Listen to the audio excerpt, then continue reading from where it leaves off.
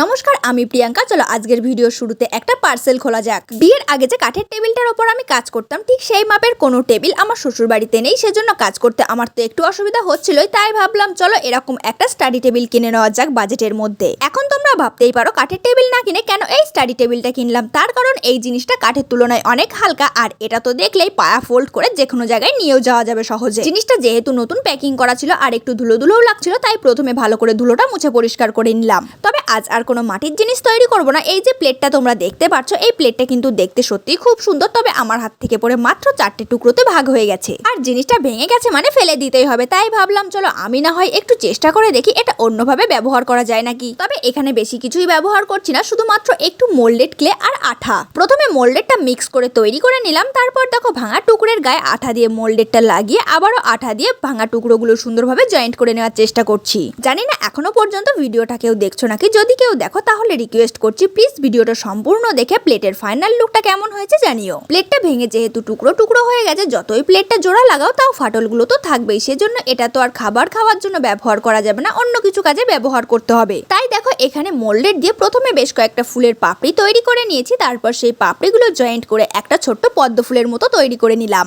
ফুলটির মাঝখানে আবারও কিছুটা ক্লে দিয়ে চেপে দিলাম, তারপর দেখো এখানে একটা কাঠির সাহায্যে কিছুটা ফুটো ফুটো মতো করে নিচ্ছি, আর মাঝখানে একটা ফুটো করে নিলাম কারণ ওখানে একটা ধূপকাঠি রাখা হবে। এবার বেশ কয়েকটা ছোট ছোট পদ্ম ফুলের কুড়ি তৈরি করে নিলাম। মোল্ডেড দিয়ে প্লেটটা জয়েন্ট করার সময় ওপর দিকে যে কিছুটা করে মোল্ডেড বেরিয়েছিল সেটাই চেপে চেপে এখানে বসিয়ে দেওয়ার চেষ্টা করেছি। তো যাই হোক, এখানে দেখো পদ্ম ফুল এবং কুড়িগুলো কিন্তু প্লেটের মধ্যে সাজিয়ে দিয়েছি। পদ্ম ফুল আর পদ্ম ফুলের কুড়ি তৈরি হয়ে গেছে, তবে পদ্ম পাতা না থাকলে তো জিনিসটা সম্পূর্ণই হবে না, তাই বেশ কয়েকটা পদ্ম পাতা তৈরি করে আবারও প্লেটের মধ্যে আঠা দিয়ে লাগিয়ে দিলাম।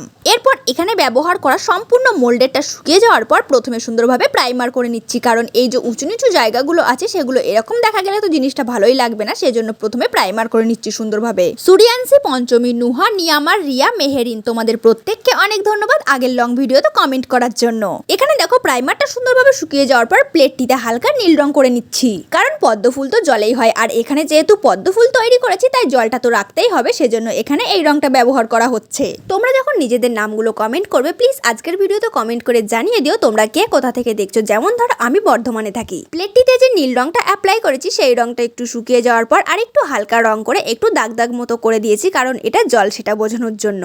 পদ্ম পাতাতে সবুজ রং, পদ্ম ফুলে হালকা গোলাপি এবং কুড়িগুলোতে হালকা গোলাপি করে আরেকটু ডার্ক করেছি। তবে এই প্লেট সহ সম্পূর্ণ পাতা ফুলের কালারটা যতটা হালকা দেখা যাচ্ছে, রংটা কিন্তু এতটাও হালকা নয়। লাইটের জন্য রংটা এরকম হালকা এসেছে। পদ্ম ফুলের একদম ভেতরে কমলা এবং হলুদ রং মিক্স করে কালার করে নিলাম। সম্পূর্ণ রং করার পর রংটা ভালোভাবে শুকিয়ে যাওয়ার পর এখানে দেখো বার্নিশ করে নিচ্ছে রংটা স্টে করার জন্য। পাতা ফুল এবং কুড়িতে বার্নিশ করে নেওয়ার পর সম্পূর্ণ প্লেটটাতেও বার্নিশ করে নিয়েছি।